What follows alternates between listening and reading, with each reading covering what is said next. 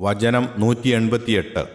വലാറ്റ് കുലു, നിങ്ങൾ തിന്നരുത്, അംവാലക്കും, നിങ്ങളുടെ സ്വത്തുക്കളെ, ബൈനക്കും, നിങ്ങൾക്കിടയിൽ, ബിൽ ബാത്തിലി, അന്യായം വഴി, വതുദുലു, ഇട്ടുകൊടുക്കുകയും സമീപിക്കുകയും, ബിഹ, അതിനെ, അതുമായി, ഇലൽ ഹുക്കാമി, വിധികർത്താക്കളിലേക്ക്, ഭരണാധികാരികളുടെ അടുക്കൽ, ലിതഅ്കുലു, നിങ്ങൾ തിന്നുവാൻ വേണ്ടി, ഫരീഖൻ, ഒരു വിഭാഗം, മിൻ അംവാലി, സ്വത്തുക്കളിൽ നിന്ന്, ധനത്തിൽ നിന്ന്, അന്നാസി, മനുഷ്യരുടെ, ബിൽ ഇസ്മി, കുറ്റകരമായിട്ട്, തെറ്റായിക്കൊണ്ട്, പാപമായി, വ അൻതും, നിങ്ങളോ, തഅലമൂൻ, അറിയുന്നതാനും. ولا تأكلوا أموالكم بينكم بالباطل وتدلوا بها إلى الحكام لتأكلوا فريقا من أموال الناس بالإثم وأنتم تعلمون. നിങ്ങൾ നിങ്ങളുടെ സ്വത്തുക്കളെ നിങ്ങൾക്കിടയിൽ അഥവാ തമ്മിൽ അന്യായമായ വഴിക്കു തിന്നരുത്.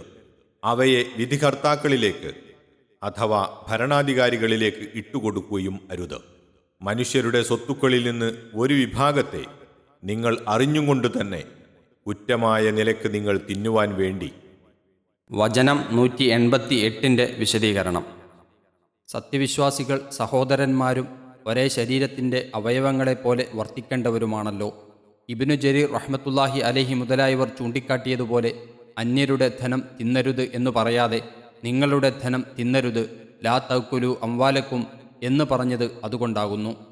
ഇതുപോലെയുള്ള പ്രയോഗം അദ്ധ്യായം 4 വചനം 29 കാണാം. കൂടാതെ കൊലയെപ്പറ്റി പ്രസ്താവിച്ചപ്പോൾ അദ്ധ്യായം 4 വചനം 29 തന്നെ നിങ്ങൾ നിങ്ങളെ തന്നെ കൊലപ്പെടുത്തരുത്, ലാ തഖ്തുലു അൻഫുസക്കും എന്നും പറഞ്ഞിരിക്കുന്നു. ഇതെല്ലാം ഈ തത്വം തന്നെയാണ് സൂചിപ്പിക്കുന്നത്. അനുവദനീയവും ന്യായവുമല്ലാത്ത ഏതൊരു മാർഗത്തിലൂടെയും ഒരാൾ മറ്റൊരാളുടെ ധനം കൈക്കലാക്കുവാൻ പാടില്ലെന്ന് മൊത്തത്തിൽ പറഞ്ഞ ശേഷം അധികാരസ്ഥന്മാർ മുഖാന്തരം മറ്റുള്ളവരുടെ ധനം കൈക്കലാക്കുവാൻ ശ്രമിക്കുന്നതിനെക്കുറിച്ച് പ്രത്യേകം നിരോധിച്ചിരിക്കുകയാണ്. വിധികർത്താക്കളിലേക്ക് ധനത്തെ ഇട്ടുകൊടുക്കുക എന്ന് പറഞ്ഞതിൻ്റെ ഉദ്ദേശ്യം അന്യൻ്റെ ധനം കൈവശപ്പെടുത്തുവാൻ സാധിക്കുമാറുള്ള വിധിയും സ്വാധീനവും ലഭിക്കുവാൻ വേണ്ടി വിധികർത്താക്കളെ സമീപിക്കുക അഥവാ അധികാരികളുടെ മുമ്പിൽ കള്ളക്കേസ് സമർപ്പിക്കുക എന്നും പ്രസ്തുത ആവശ്യാർത്ഥം അവർക്ക് കൈക്കൂലി കൊടുക്കുക എന്നും ആകാവുന്നതാണ്. രണ്ടായാലും ഫലത്തിൽ ഒരുപോലെ തന്നെ. ധനം കൈക്കലാക്കുന്നതിനെ ഉദ്ദേശിച്ചാണ് തഅ്കുലു അഥവാ തിന്നുക എന്ന് പറഞ്ഞിരിക്കുന്നത്. അത് കേവലം നിന്ദ്യവും മൃഗീയവുമായ ഒരു നീച സ്വഭാവമാണെന്നുള്ള സൂചനയാണതിൽ അടങ്ങിയിരിക്കുന്നത്. അന്യൻ്റെ ധനം വഞ്ചിക്കുകയോ ആക്രമിക്കുകയോ ചെയ്യുന്നതിനെപ്പറ്റി പറയുമ്പോൾ മലയാളക്കാർക്കിടയിലും തിന്നുക എന്ന വാക്ക് ഉപയോഗിക്കാറുണ്ടല്ലോ. റസൂൽ സല്ലല്ലാഹു അലൈഹി വസല്ലമ അരുളി ചെയ്തതായി ഉമ്മു സലമ റളിയല്ലാഹു അൻഹ ഉദ്ധരിച്ച ഒരു ഹദീസിൻ്റെ സാരം ഇതാകുന്നു: ഞാൻ ഒരു മനുഷ്യൻ തന്നെ, നിങ്ങൾ എൻ്റെ അടുക്കൽ കേസ് സമർപ്പിക്കും. ഒരുപക്ഷെ നിങ്ങളിൽ ചിലർ മറ്റവരെക്കാൾ തെളിവ് കൊണ്ടുവന്നിരിക്കാം. അങ്ങനെ അയാളിൽ നിന്ന് ഞാൻ കേട്ടതനുസരിച്ച് അയാൾക്ക് ഞാൻ വിധിച്ചു കൊടുക്കുകയും ചെയ്തിരിക്കാം. എന്നാൽ ഏതെങ്കിലും ഒരാൾക്ക് യഥാർത്ഥത്തിൽ അവൻ്റെ സഹോദരന് അവകാശപ്പെട്ട വല്ലതും ഞാൻ വിധിച്ചു കൊടുക്കുന്ന പക്ഷം ഞാൻ അവന് വിധിച്ചു കൊടുക്കുന്നത് നരകത്തിൽ നിന്നുള്ള കഷ്ണമായിരിക്കുന്നതാണ്. ബുഖാരി, മുസ്ലിം. തെളിവനുസരിച്ചാണല്ലോ വിധികർത്താവ് കേസുകളിൽ വിധി കൽപ്പിക്കുക. തെളിവ് നൽകുന്നവൻ്റെ തെളിവുകളിലുള്ള കൃത്രിമങ്ങളുടെ ഉത്തരവാദിത്വവും അതിനാൽ ഉണ്ടാകുന്ന ശിക്ഷയും അവനായിരിക്കും. അതിൽ വിധികർത്താക്കൾക്ക് ഉത്തരവാദിത്വമില്ല. അതുകൊണ്ട് വിധികർത്താവ് വിധിച്ചതിൻ്റെ പേരിൽ മറ്റൊരാളുടെ ധനം കൈവശപ്പെടുത്തുന്നത് അക്രമവും കുറ്റകരവുമാണ് എന്ന് സാരം. നബി സല്ലല്ലാഹു അലൈഹി വസല്ലമ തിരുമേനി വിധിച്ച വിധിയുടെ സ്ഥിതി പോലും ഇതാണെങ്കിൽ മറ്റുള്ള വിധികർത്താക്കളുടെ, അവർ ഇസ്ലാമിക നിയമമനുസരിച്ച് തന്നെ വിധിക്കുന്നവരായാലും ശരി, വിധിയെക്കുറിച്ച് പറയുവാനുണ്ടോ?